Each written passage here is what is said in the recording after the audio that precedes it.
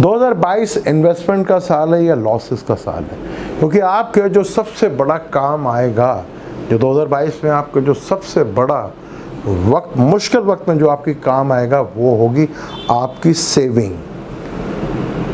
आपने क्या सेविंग की हुई है, क्या आप इन्वेस्टमेंट करने जा रहे हैं, उसमें होगा लॉस या आपको वहाँ इन्वेस्टमेंट का होगा फ़ायदा। बहुत सोच समझ कर कीजिएगा। वो जुपिटर अपने पाइसेस अपने घर में आ रहा है, जो कि लॉसेस का घर भी है और इन्वेस्टमेंट का घर भी है, और आपको सबसे बड़ा सहारा आपकी सेविंग ही देगी।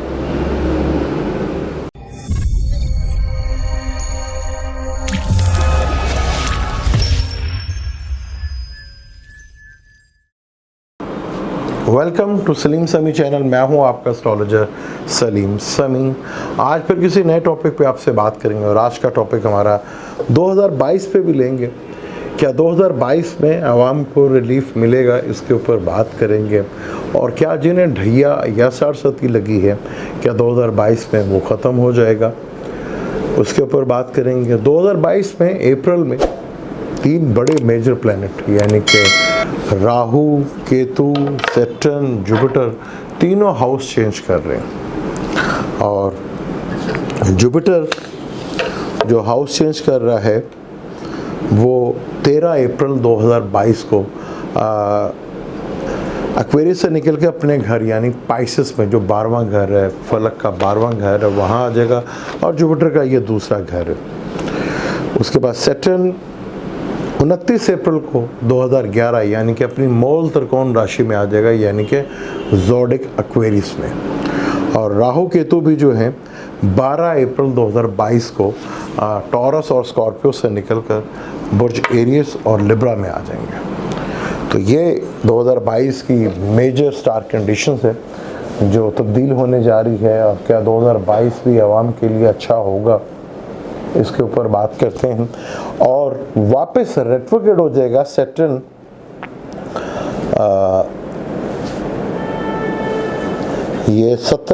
13 जुलाई को, 13 जुलाई 2022 को वापस कैप्रिकॉर्न में आ जाएगा।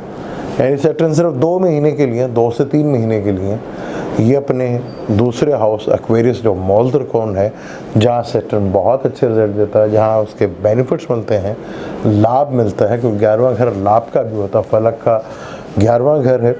सिर्फ 2 महीने बाद वापस कैप्रिकॉर्न में आ जाएगा और पूरा साल फिर कैप्रिकॉर्न में ही रहेगा। 10वां घर कर्म यानी अमल, जो हम अमल करते हैं, जो काम करते हैं, उसका घर होता है। और 11वां घर उसका रिजल्ट देने का घर होता है। और सरस्वती ढैया भी ये वो टाइम होता है जब आपको रिजल्ट मिलने का टाइम होता है। आपने जो अमल किए हैं, जो काम किए हैं, उसका रिजल्ट मिलने का भी टाइम होता है। जैसे फर्ज कर लें, अगर किसी बच्चे ने पेपर दे रहा है या तैयारी कर रहा है पेपर की, और एक बच्चा बहुत डट के तैयारी कर रहा है और वो मेहनत कर रहा है, पढ़ रहा है, तो जब रिज़ल्ट आएगा तो उसके मार्क्स अच्छे आएंगे। और जिसने तैयारी बिल्कुल ही नहीं की, बिल्कुल भी तैयारी नहीं की, और वो फिर वजीफ़ों पे, तवीज़ों पे और दवाओं के ऊपर बैठता है, तो जब ढैया और सरस्वती लगती है, जैसे हमारे बचपन में भी जब हम होमवर्क नहीं किया करते थे, तो वही होमवर्क हमें 5 दफ़ा करना या 6 दफ़ा करने या 10 दफ़ा करने को मिलता था। तो इसी तरह ढैया और सरस्वती में होता है कि जब आप काम नहीं करते, जब अमल नहीं करते, या जो भी अमल करते हैं, उसका रिजल्ट फिर आपको 10 गुना ज़्यादा देना पड़ता है। अब 12वें घर पे थोड़ा सा एक्सप्लेन कर लेते हैं। 12वां घर जहाँ जुपिटर आ रहा है, और जुपिटर का ताल्लुक जो है खुशियों से होता है, और जुपिटर का ताल्लुक एक्सपेंड से होता है। 12वां घर हॉस्पिटलाइज का भी होता है, 12वां घर खर्चे का भी होता है, 12वां घर रूहानियत का भी होता है, 12वां घर लॉसेस का भी होता है, 12वां घर इन्वेस्टमेंट का भी होता है, और 12वां घर बैरून मुल्क का भी होता है, और 12वां घर फॉरेन अफेयर्स का भी होता है। बाप का सुख और कन्वेस का भी घर होता है, और पार्टनर, चाहे लाइफ पार्टनर है या बिजनेस पार्टनर है, उसकी बीमारी का, रोग का भी घर होता है। तो यहाँ जुपिटर में आना और सैटर्न की तीसरी नज़र पड़ना, यानी सैटर्न और जुपिटर का कंजक्शन जो है, ये मिलाप जो है वो ख़त्म नहीं होने वाला। जैसे 2021 में सैटर्न जो है कैप्रिकॉर्न में बैठा और रेट्रोग्रेड हो गया, और जुपिटर भी 20 जून को, इसी महीने की 20 जून को, यानी आज से ठीक 3 दिन के बाद जुपिटर रेट्रोग्रेड हो जाएगा। जुपिटर एक सातरीन प्लैनेट है, उसका रेट्रोग्रेड होना एक अच्छी बात है, ज़मीन पर उसके असरात अच्छे आएंगे। लेकिन 14 सितंबर को ये वापस अपने नीच के घर की तरफ चला जाएगा, यानी कि कैप्रिकॉर्न के साथ कंजक्शंस इसका हो जाएगा। ये वो टाइम हो सकता है कि शायद हमें थर्ड वेव भी देखनी पड़ जाए। क्या थर्ड वेव इतनी ख़तरनाक होगी या बहुत ज़्यादा रिलीफ इसमें शायद इतनी ख़तरनाक ना हो। पाकिस्तान में तो शायद ये फोर्थ हो, लेकिन बहुत से मुल्क में ये थर्ड वेव है और इसके क्या रिज़ल्ट होंगे। लेकिन अल्लाह का शुक्र है कि पाकिस्तान में काफ़ी हद तक गवर्नमेंट ने इसको अच्छा मैनेज किया है।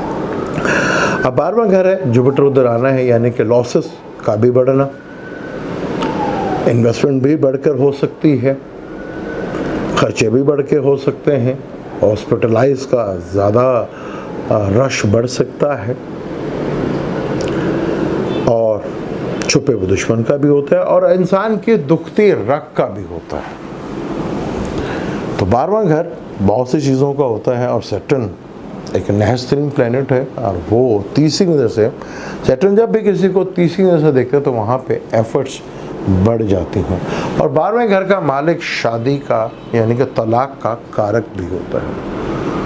और सैटर्न 10वें घर में वापस आ जाएगा और 10वीं नज़र से 7वें घर को देखेगा, जो शादी का होता है, बिजनेस पार्टनर का होता है, बिजनेस का होता है, लाइफ पार्टनर्स का होता है। और राहु केतु भी बुर्ज हमल में आ जाएंगे और लिब्रा में आ जाएंगे। राहु जो है वो आ जाएगा बुर्ज हमल में, और केतु जो है वो 7th हाउस में आ जाएगा, यानी कि लिब्रा में। यानी सैटर्न की भी नज़र 7वें हाउस लिब्रा पे, और केतु खुद उधर बैठा हुआ। केतु काटता है, उस जगह से काट देता है जिस जगह से आप, और जहाँ केतु बैठा, और केतु यहाँ पर बाय फलक का 7वां हाउस लिब्रा है, और कालपुरुष कुंडली का भी 7वां हाउस है। तो यानी क्या 2022 टेंशन डिप्रेशंस का घर हो सकता है। 2022 भी आवाम के लिए डिप्रेशन या टेंशन का टाइम बढ़ सकता है, शादियों के लिए मुश्किलात बढ़ सकती है, तलाक की रोशे बढ़ सकती है।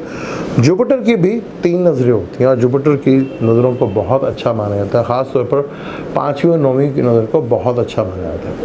वहाँ से बैठकर, पाइसेस से बैठकर जुपिटर फलक का जो 12वां घर है, वहाँ 5वीं नज़र देखिएगा अपने शरफ के घर को, यानी कि कैंसर को, जो सुख स्थान का घर, यानी कि माइंड ऑफ पीस का घर है, सुख का घर है। सैटर्न 7वीं से उसको देखेगा और जुपिटर भी देखेगा, यानी एक 7th प्लैनेट भी देखेगा और एक नहस्तीन प्लैनेट भी देखेगा। और जुपिटर का काम है, जहाँ देखता है उन चीज़ों को एक्सपेंड कर देता है। यहाँ से जुपिटर देखेगा छठे घर को, छठा घर रोग, बीमारी, लिटिगेशंस, डिप्रेशन, लड़ाई झगड़े का, और 9वीं नज़र से देखेगा 8वें घर को। 8वां घर टेंशन्स का घर होता है, यानी हर किस्म की प्रॉब्लम्स का घर जो है वो 8वां घर होता है, और रिसर्च का घर भी 8वां घर होता है। यानी जुपिटर जहाँ 2 नज़रें डालेगा वहाँ टेंशन्स को भी बढ़ाएगा और रोग को भी बढ़ाएगा।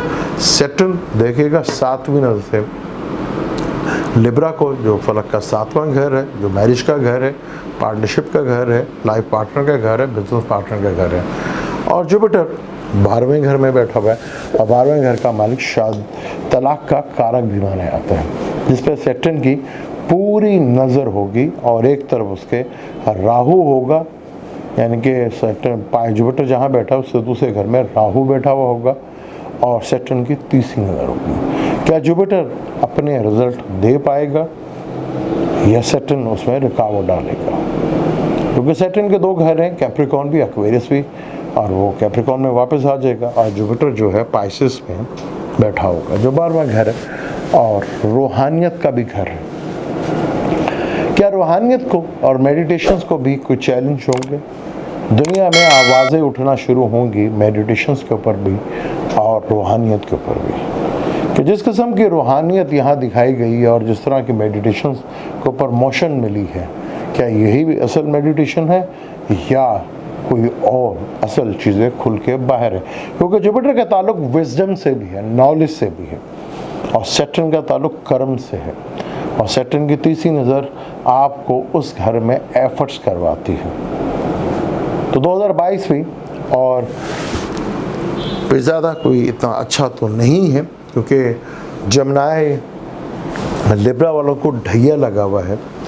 वो सोच रहे थे कि जब सैटर्न 2 महीने के लिए निकलेगा तो ढैये से निजात तो मिलेगी, और उन्हें रिजल्ट मिलना शुरू हो जाएगा कि 9th हाउस में सैटर्न हमारे साथ क्या करेगा। और सैजिटेरियस की आखिरी 37 है, जो कि फिर दोबारा अगले साल भी सिर्फ 2 महीने का रिलीफ मिलेगा, उसके बाद सैटर्न फिर कैप्रिकॉर्न में रहेगा। तो यहाँ यानी कि अभी भी जो कि 67 सैजिटेरियस वालों को लगी हुई थी कि 2022 में रिलीफ मिल जाएगा, ऐसा कुछ नज़र नहीं आ रहा। और क्योंकि अभी 67 लंबा चलेगी, लेकिन आखिरी 67 है, ये बना के भी जाती है। और अब सैटर्न आपके बर्थ चार्ट में कैसा है उसको भी देखा जाएगा। यहाँ जमनाई वालों के लिए, लिब्रा वालों के लिए सैटर्न जो है दोनों के लिए बहुत पॉजिटिव प्लेनेट है। जब वापस आएगा जुपिटर भी अपने जमनाई वालों के 10वें घर में होगा, और लिब्रा वालों के छठे घर का मालिक छठे घर में होगा। तो एक वो अलग कहानी है किस तरह के रिजल्ट मिलेंगे, लेकिन इस दफ़ा जो आपको टेंशन डिप्रेशन आ रही थी उसके भी निस्बत काफ़ी हद तक कम होगी। लेकिन 2022 में भी कुछ ज़्यादा चीज़ें आसान नहीं। फॉरेन अफेयर्स का भी घर होता है, इन्वेस्टमेंट का भी घर होता है, और दुनिया जिस तरह आप जैसे चाइना और G7 उभर के सामने फिर दोबारा वापस आया है। जिस G7 वो है जिसने आज तक कभी भी अमन लाने की कोशिश नहीं की, बल्कि दुनिया में जंगें करवाने का सबसे बड़ा सबब ये G7 ही बना है। और चाइना की जो सूरत हाल पिछले 20-25 सालों से कि चाइना ने लोगों को खड़ा करना शुरू किया है, लेकिन G7 अभी तक इस चीज़ को एक्सेप्ट नहीं पा रहे कि दुनिया बदल गई है। G7 और अमेरिका इस चीज़ को अभी तक समझ नहीं पा रहा कि जो ट्रंप डैमेज डाल चुका है अमेरिका को, अब वो दुनिया की सुपर पावर नहीं रहा, वो हज़म करना उसको अभी मुश्किल हो रहा है। क्योंकि अब बहुत सी चीज़ें उखड़ के बड़ी चीज़ें सामने आ गई, बहुत से कंट्री जो हैं वो अपने पाँव पे खड़ा होना शुरू हो गए हैं। अब G7 के लिए हालात काफ़ी टेंस और डिप्रेशंस के हो रहे हैं, और चाइना इधर 2 धड़ों में दुनिया बढ़ती हुई नज़र आ रही है। और 12वां घर जो खुफिया घर भी होता है, खुफिया इंटेलिजेंस का भी होता है, 8वां घर भी होता है, लेकिन 12वां घर भी होता है। तो यहाँ चीज़ें को जुपिटर 8वें घर को भी देखेगा, फलक के स्कॉर्पियो को। तो यहाँ अगर जो मेडिटेशंस और सही मेडिटेशंस क्या है उसकी तरफ आपको चीज़ें नज़र भी आएंगी। और मज़हब के लिए भी एक बहुत कठिन वक्त आने वाला है। बहुत से सवाल होना शुरू होंगे मज़हब के ऊपर भी, उंगलियां बड़े लेवल के ऊपर उठती हुई नज़र आएंगी। इस टॉपिक को डिटेल से और गुफ्तगू करेंगे। 2022 भी क्या आवाम के लिए रिलीफ है या नहीं, उसको और डिटेल से बात करेंगे। लेकिन अभी मुझे दें इजाज़त, लेकिन जाने से पहले चैनल को सब्सक्राइब कर लीजिएगा और बेल के बटन को ज़रूर दबाइएगा। अल्लाह हाफ़िज़।